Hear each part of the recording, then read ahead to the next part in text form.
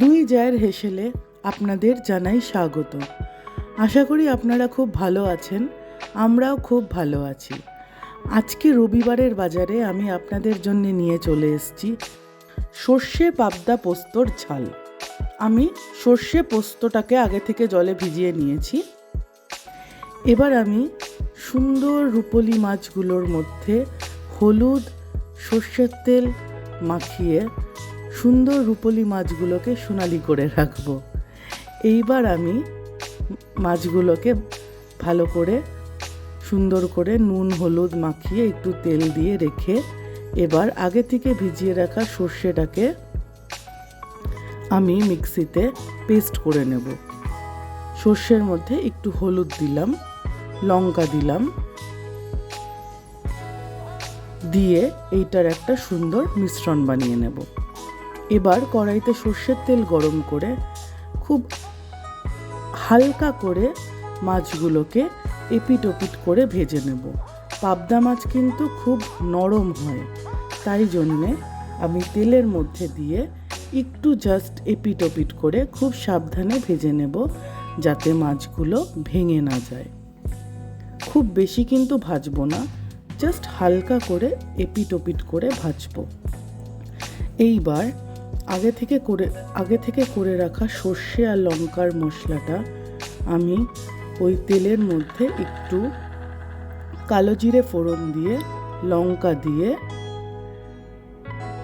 দেব, দিয়ে একটু নুন দিলাম। এবার ওই মিশ্রণটা দিয়ে দেব। খুব বেশি কিন্তু সর্ষে নেব না, খুব বেশি সর্ষে নিলে কিন্তু আমাদের রান্নাটা তেতো হয়ে যাবে। আমি পরিমাণ মতন সর্ষে নেব। এইবার মশলাটা ভালো করে দিয়ে মশলাটা কষিয়ে নেব।